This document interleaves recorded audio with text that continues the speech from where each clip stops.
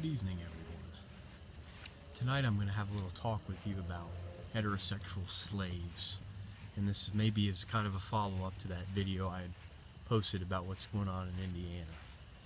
And if you had watched that, you had kind of heard some of my sentiment about how basically the homosexuals have the heterosexuals in bondage, and we do.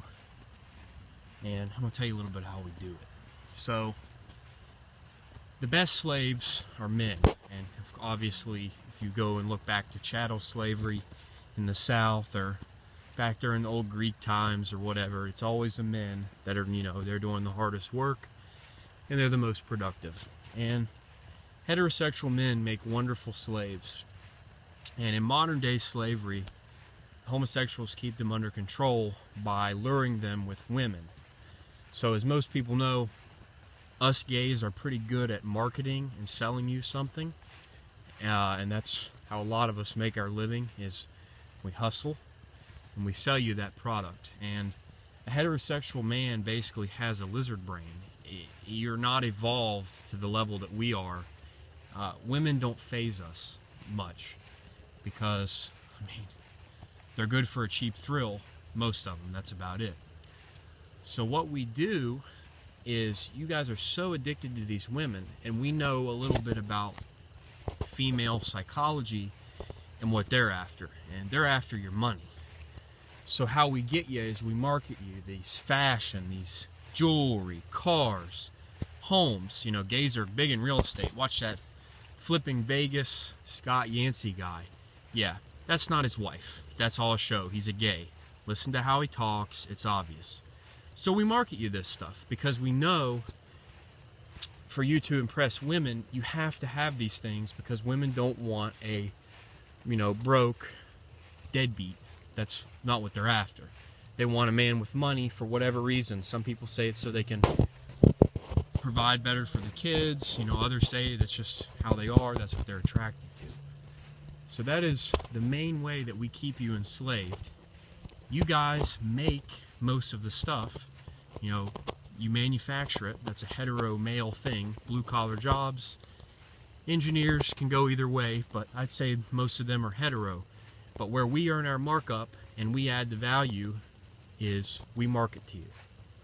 And if you're making the stuff on your own, you really shouldn't have to be marketed to. But we come at you again and again and again and sell you stuff you don't need so you can go after these women. And we love doing it. We've been doing it for a long time, as long as gays have been around, and we're going to keep doing it, because basically none of us have to work if we can market you and hustle you. So that's one way we keep you enslaved, is the marketing and the hustling. Another aspect is with the media, which we have a significant control of, along with the Jews. They have their cut, and many of them are gay, so because they're morally corrupt, morally bankrupt. A morally bankrupt people, so they're more likely to be gay. So here's how we do it. You watch these soap operas. Well, the women mainly watch shows, but then we put these other TV shows on where, the woman falls head over heels for the man, and it's a prince and a princess and happily ever after. And we start that. We start it with Disney.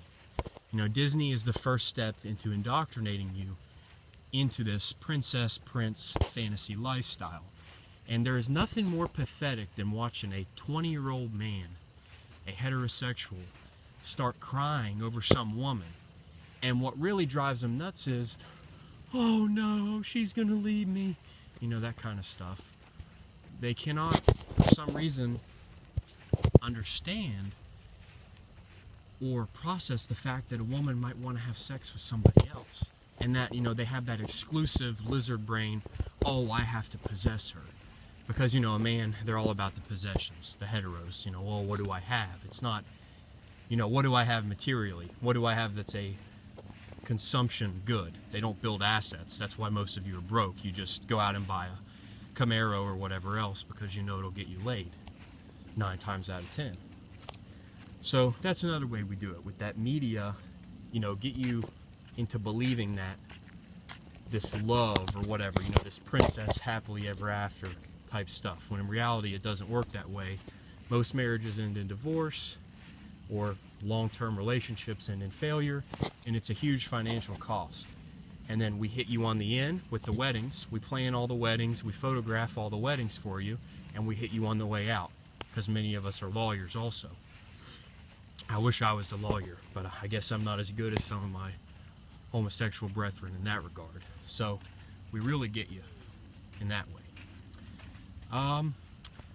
Other ways that we get you.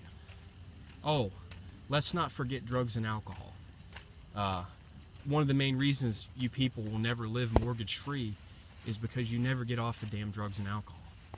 And we market you on these, and this goes beyond any consumer good, because these substances are very addicting. And also cigarettes, of course, you know.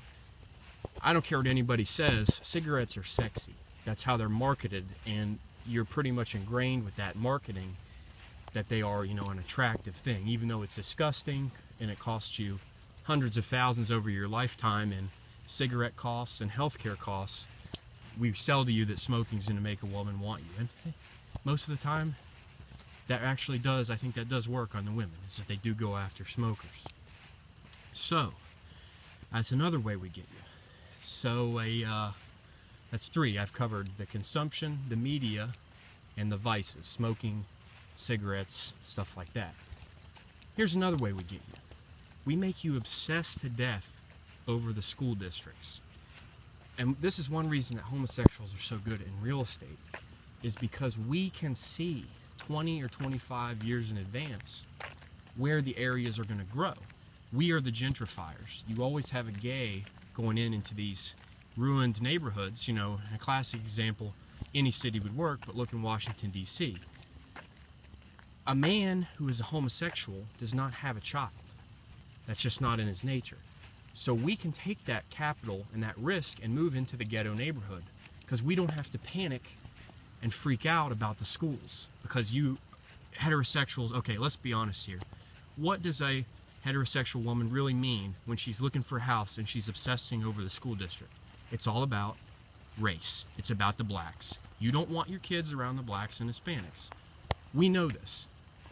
Homosexuals are very good at being red pill, you know, honest. We don't always do it in the media because it might get us in trouble with the Jews. Because the Jews always have that PC thing they're pushing. That's how they shake you down with those lawsuits on racial discrimination. But gays aren't bigoted. We know the blacks and Hispanics can do just as well as anybody else. So we go into the neighborhoods, we buy distressed properties for pennies on the dollar, and we turn them around, fix them up, because gays are artistic, gays can do creative interior design stuff. We fix the neighborhoods and we sell them to you for a huge markup. That's another way that we keep you enslaved, is with the fact that you have no flexibility. When you have a child, you're always obsessed over what's best for the child in the short term.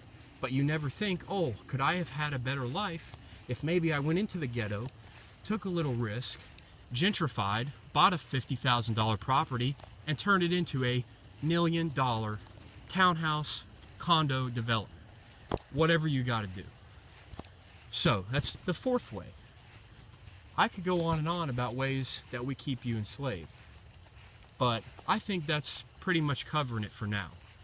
So maybe this is something, if you want to break out of the mold and stop being a debt slave. And I'm not doing this to try and put heterosexuals down. I just know that that is your nature. You know, there's nothing really, you know, that you're doing bad. That is in your nature. And for you to evolve, you need to overcome your nature.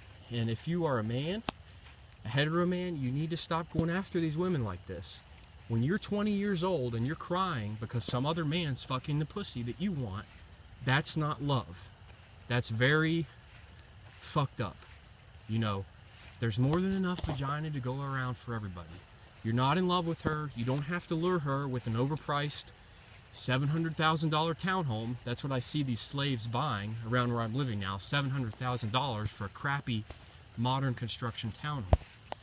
You don't have to lure her. There's plenty of women out there. You just need to step up your game, have a little more sex, save money. Then when you're in your 30s, you can start thinking about marriage and stuff like that. No, you don't love her, okay? Let's be realistic here.